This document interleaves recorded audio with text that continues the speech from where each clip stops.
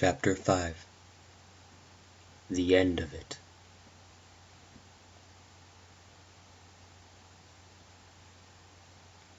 Yes, and the bedpost was his own. The bed was his own. The room was his own. Best and happiest of all, the time before him was his own, to make amends in. "I will live in the past, the present, and the future," Scrooge repeated, as he scrambled out of bed. "The spirits of all three shall strive within me. Oh, Jacob Marley, heaven and the Christmas time be praised for this! I say it on my knees, old Jacob, on my knees!"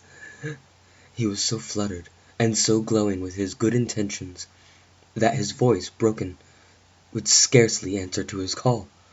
He had been sobbing violently in his conflict with the spirits, and his face was wet with tears. They are not torn down," cried Scrooge, folding one of his bed curtains in his arms. They are not torn down, rings and all. They are here. I am here. The shadows of the things that would have been may be dispelled.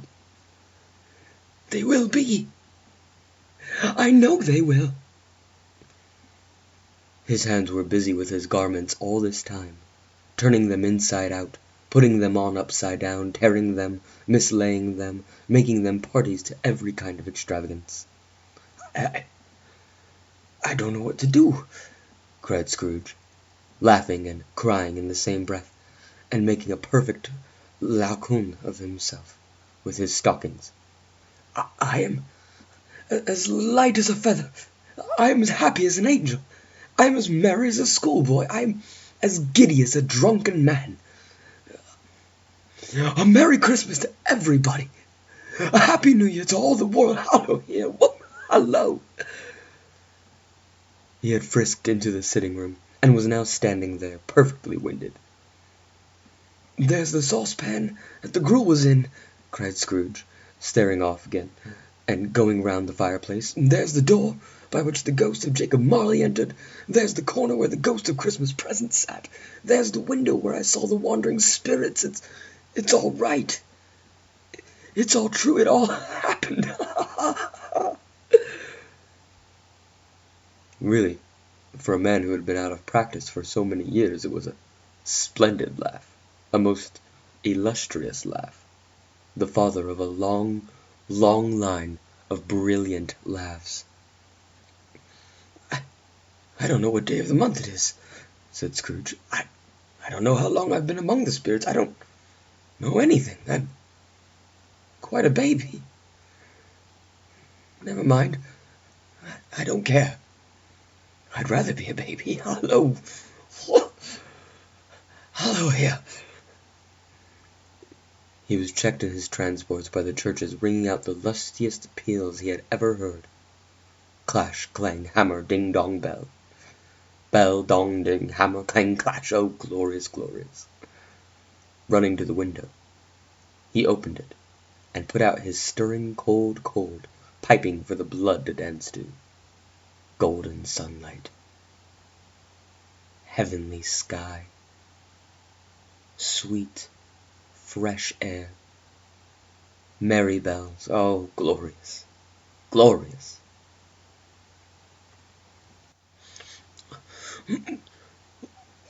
What's today?"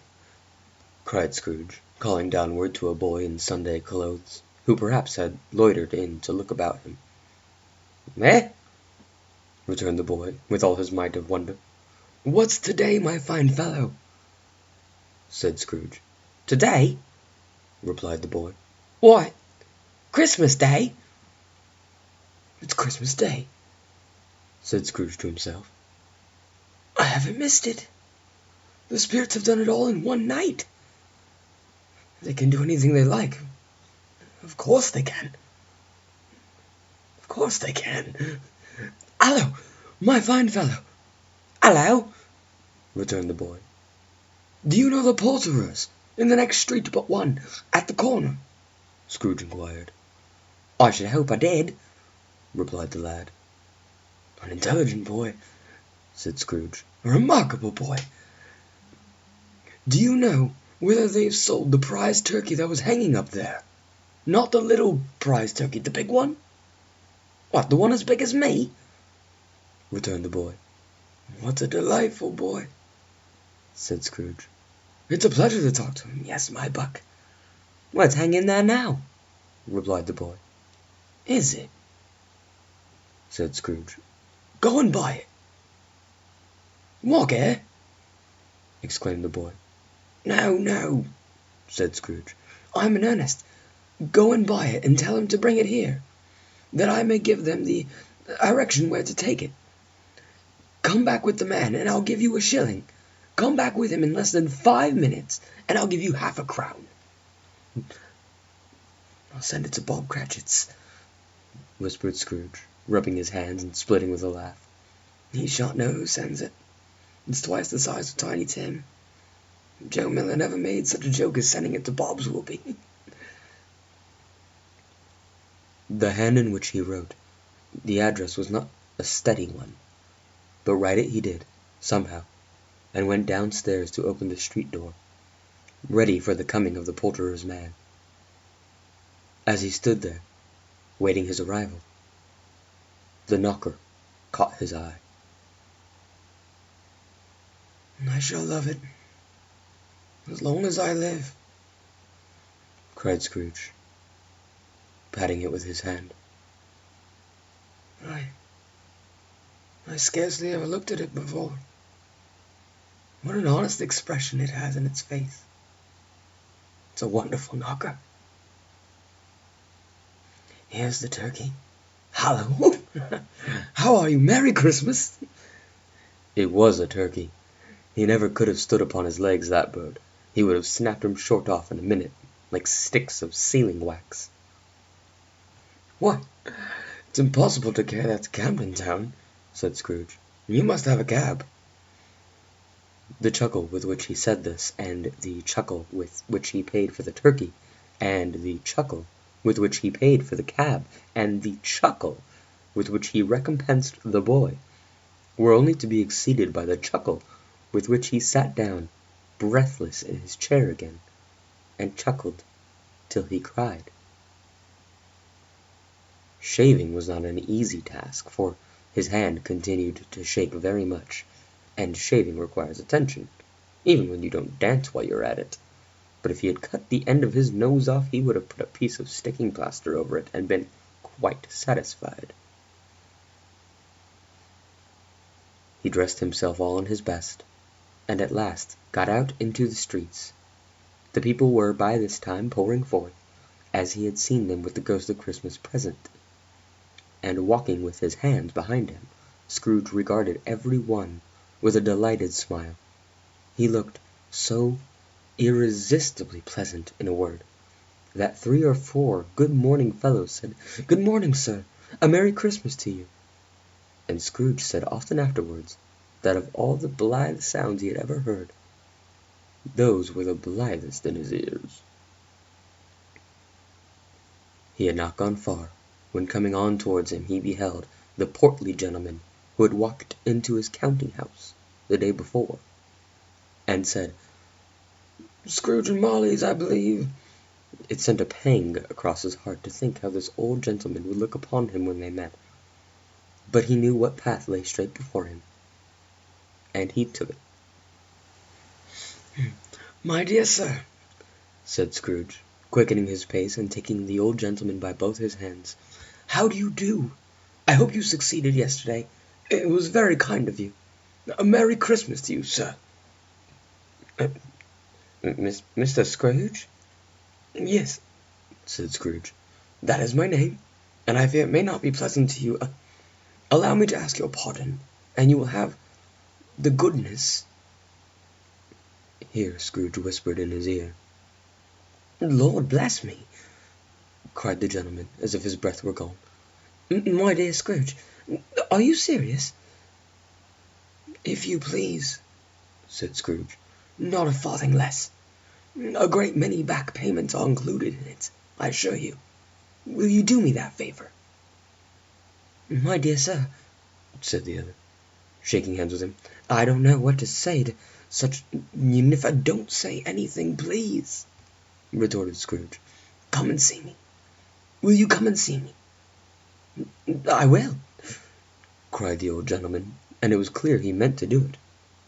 "Thank you," said Scrooge. "I am much obliged to you. I thank you 50 times. Bless you." He went to church, and walked about the streets, and watched the people hurrying to and fro, and patted children on the head, and questioned beggars, and looked down into the kitchens of houses, and up to the windows, and found that everything could yield him pleasure. He had never dreamed that any walk, that anything, could give him so much happiness.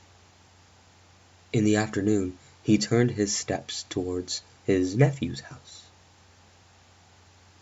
He passed the door a dozen times before he had the courage to go up and knock, but he made a dash and did it.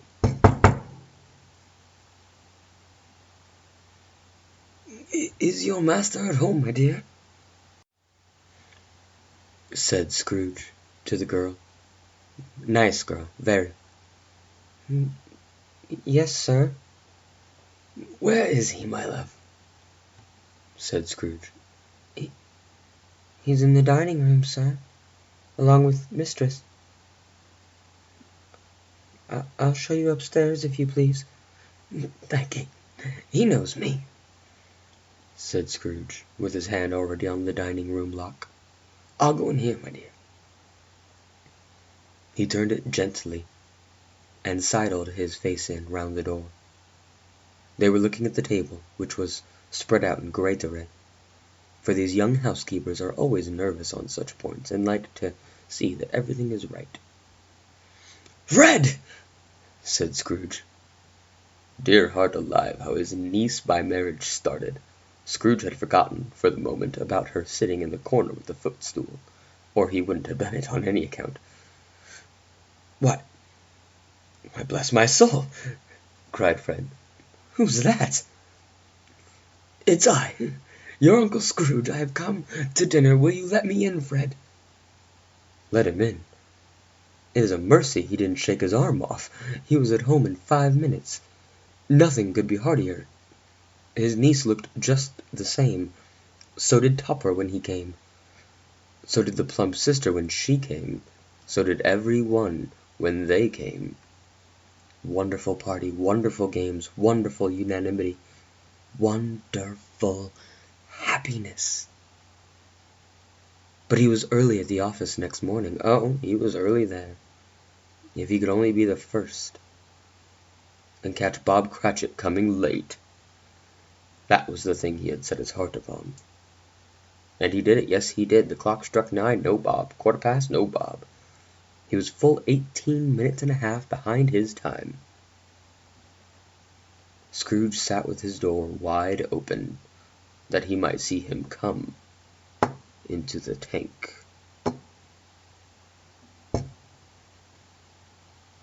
His hat was off before he opened the door. His comforter, too. He was on his stool in a jiffy, driving away with his pen as if he were trying to overtake 9 o'clock. "Hallo!" growled Scrooge, in his accustomed voice, as near as he could feign it.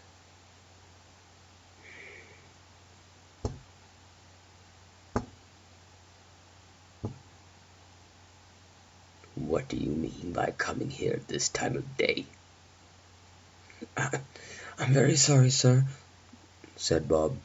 "I am behind my time." "You are?" repeated Scrooge. "Yes, I think you are. Step this way, if you please." "It's only once a year, sir," pleaded Bob, appearing from the tank. "It shall not be repeated. I was making rather merry yesterday, sir."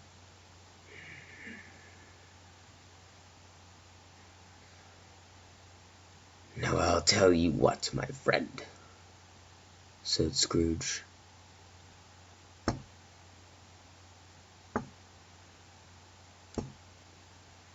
"I am not going to stand this sort of thing any longer. And therefore," he continued, leaping from his stool, and giving Bob such a dig in the waistcoat that he staggered back into the tank again, "and therefore I am about to raise your salary." Bob trembled and got a little nearer to the ruler. He had a moment idea of knocking Scrooge down with it, holding him and calling to the people in the court for help, and just straight waistcoat. "A Merry Christmas, Bob," said Scrooge, with an earnestness that could not be mistaken, as he clapped him on the back. "A Merry Christmas, Bob, my good fellow, that I have given you for many a year. I'll raise your salary, and endeavor to assist your struggling family, and we will discuss your affairs this very afternoon over a Christmas bowl of smoking bishop. Bob, make up the fires, and buy another coal scuttle before you dot another I, Bob Cratchit." Scrooge was better than his word. He did it all, and infinitely more. And to Tiny Tim, who did not die, he was a second father. He became as good a friend, as good a master, and as good a man as the good old city knew, or any other good old city, town, or borough in the good old world. Some people laughed to see the alteration in him, but he let them laugh. A little heeded them, for he was wise enough to know that nothing ever happened on this globe for good at which some people did not have their fill of laughter in the outset. And knowing that such as these would be blind anyway, he thought it quite as well that they should wrinkle up their eyes in grins, as have the malady in less attractive forms. His own heart laughed, and that was quite enough for him.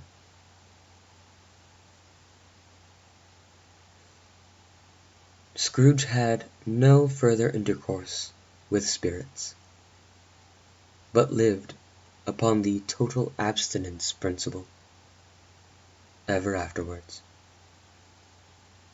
And as it was always said of him, that he knew how to keep Christmas well, if any man alive possessed the knowledge. May that be truly said of us, and all of us. And so, as Tiny Tim observed, God bless us,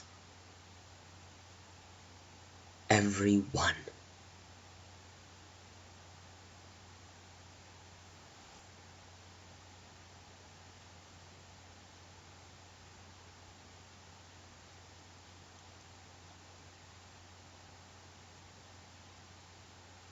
This has been A Christmas Carol by Charles Dickens. A bit late, yes, sorry. We had a vacation. I really, really meant to get it out by Christmas. It didn't quite work out. That's okay. That's okay. It's at least here for next year. It's not going anywhere. We've got a long, long story coming up next. That'll be cool. It's going to be a lot of fun. Lots of different character voices. I'm really hoping it works out. I really hope this one worked out. It did not go the way I wanted it to. But that's okay. It still wasn't bad. We might redo it next year. We'll find out. And in the meantime, hopefully there will be a new part up tomorrow of a new story that I hope you're going to like. I think you're going to like it. We're going to get a little less festive. We were going to do something fun, but that's gone. So, until next time, thank you for listening. We'll talk soon. Thanks.